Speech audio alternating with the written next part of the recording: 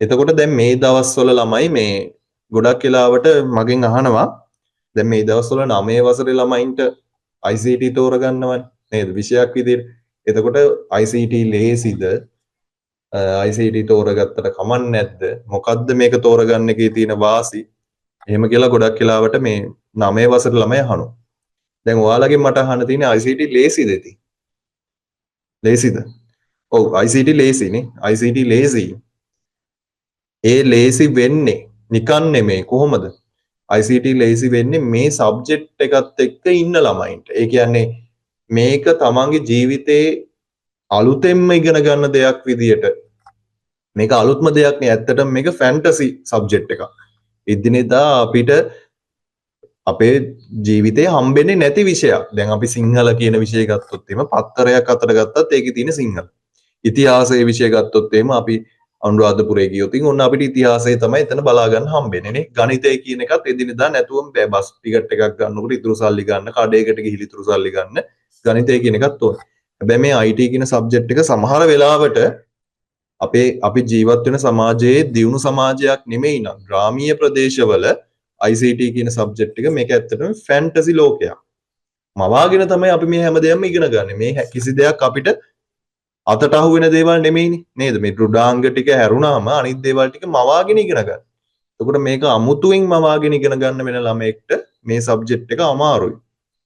හැබැයි පොඩි කාලේ ඉඳලා ඔයාලා 6 වසරේ ඉඳලා ICT ඉගෙනගෙන තියෙනවානේ නේද? පොඩි කාලේ ඉඳලා මේ සබ්ජෙක්ට් එකත් එක්ක ඉන්න ළමයින්ට අප්ඩේට් එකේ ඉන්න ළමයින්ට අලුතෙන් IT වලට මේ ටෙක්නොලොජි එකට අලුතෙන් ආපු දේවල් මොනවද කියලා නිතරම අප්ඩේට් එකේ ඉන්න ළමයින්ට මේ සබ්ජෙක්ට් එක මාරම ලේසියි. එහෙම නැති ළමයින්ට මේ සබ්ජෙක්ට් එක අමාරුයි. ඔන්න ඔකේ ඇත්තම කතාව. ඔයාලගේ නංගිලා මල්ලිලා ඉන්නව නම් එයාලට පැහැදිලි කරලා දෙන්න ඒක. නේද?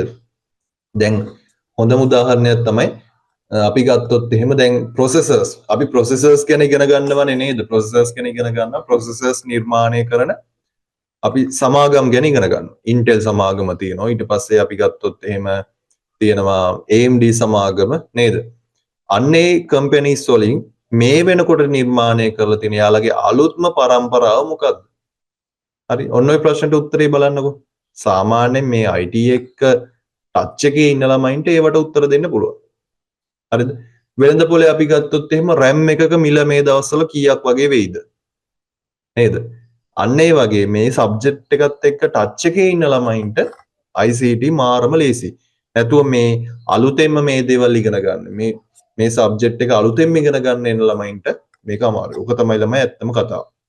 ඒ නිසා නංගිලා මල්ලිලා ඉන්නවනම් පැහැදිලි කරලා දෙන්න. ඊගාවට අපි ගත්තොත් එහෙම මේ විෂය ඇත්තටම මම හැමදාම කියන්නේ අපි කරාට පස්සේ ඒ කියන්නේ ප්‍රැක්ටිකල් එක කරාට පස්සේ තමයි මොකද්ද අපි තියරි එක ඉගෙන ගන්න. ඒ කියන්නේ කම්පියුටර් එක අතපත ගාලා මේ සබ්ජෙක්ට් එකත් එක්ක ඉඳලා කඩවල වල අඩුම තරමින් කම්පියුටර් ෂොප් එකකටවත් නිතර යන ඉන්න කෙනෙක් නේද? අලුත් දේවල් ගැන අලුතෙන් ආපු ඩිවයිසස් ගැන අප්ඩේට් එකේ ඉන්න කෙනෙක් ප්‍රැක්ටිකල් දැනුම තියෙන කෙනෙක්ට තියරි දේවල් ටික පස්සේ ඉගෙන ගන්න. අන්න එහෙම යන සබ්ජෙක්ට් එකක් තමයි මේක. දැන් අපි සයන්ස් ගත්තොත් එහෙම නෑනේ. ඔයාලා ලැබ් එකට යන්නේ පන්ති කාමරේ තියරි දේවල් ටික ඉගෙනගෙන. මෙන්න මේ මූලද්‍රව්‍යයයි මේ මූලද්‍රව්‍යයයි එකතු කරයින් පස්සේ ප්‍රතික්‍රියා කරලා මෙන්න මේ විදිහට ප්‍රතික්‍රියා වෙලා මේක නිර්මාණය වෙනවා. ඒ තියරි එක ඉගෙනගෙන තමයි ඔයාලා ලැබ් එකට යන්නේ. ඒක ඉගෙන ගන්න නැතුව ලැබ් එකට ගියොත් මාර වැඩක් වෙන්නේ. පුපුරලා මැරෙන්නත් පුළුවන්. නේද? හැබැයි ICT වල එහෙම නෙමෙයි.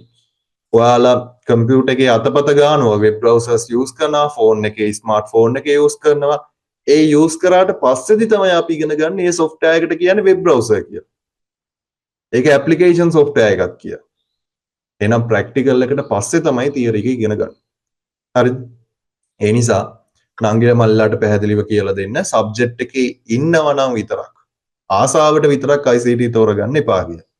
ඊගාවට දැන් ICT කරනව නම් අපිට මේ කම්පියුටර් එකක් ඕනෙමද? කම්පියුටර් එකක් ඕනෙමද? නැහැ. අපිට කම්පියුටර් එකක් ඕනෙම නැහැ. ප්‍රැක්ටිකල් පාඩම් තියෙනවා. ප්‍රැක්ටිකල් පාඩම් වලින් එක පාඩමයි තියෙන්නේ ස්මාර්ට්ෆෝන් එකේ කරන්න බැරි. නේද? ස්මාර්ට්ෆෝන් එකක් ඕනෙත් නැහැ. දැන් මෙහෙම කිව්වෙන් පස්සේ ප්‍රශ්නයක් තියෙනවා මේ ළමයි ස්මාර්ට්ෆෝන් එකක් ඕනෙමයි කියලා ගෙදරට කියලා ස්මාර්ට්ෆෝන් එකක් ගන්න යනවා ඊගාවට. නෑ ස්මාර්ට්ෆෝන් එකක් ගන්න එපා. අම්මට තාත්තට සල්ලි තියෙනව නම් ගැටලුවක් නෑ. හැබැයි ස්මාර්ට්ෆෝන් එකක් ළමයට අරන් දෙනවා කියලා කියන්නේ එයාට අඩුවක් අරන් දුන්නා වගේ. සමහරට ඒ කඩුවෙන් ආපහු දෙමව්පියන්ටම කොටන්න පුළුවන්. හරිද? ඒ නිසා සල්ලි තියනවා නම් ප්‍රශ්නයක් නැහැ. ස්මාර්ට්ෆෝන් එකක් අරන් දෙන්න එපා. ටැබ් එකක් අරන් දෙන්න. ටැබ්ලට් එකක්. දැන් සාමාන්‍ය රුපියල් 30000ක් වගේ දෙනකොට ටැබ්ලට් එකක් ගන්න පුළුවන්. ස්මාර්ට්ෆෝන් එකටත් වඩා ගණන් අඩුයි.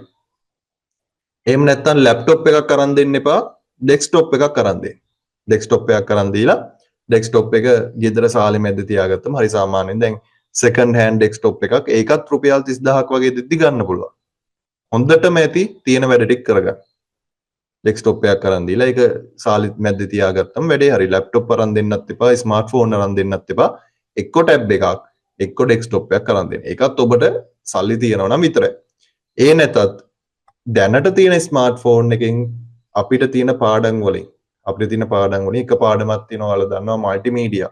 මල්ටිමීඩියා පාඩම ඇරුණම අනෙකුත් සියලුම පාඩම් ටික ප්‍රැක්ටිකලි කරන්න පුළුවන් ෆෝන් එකේ.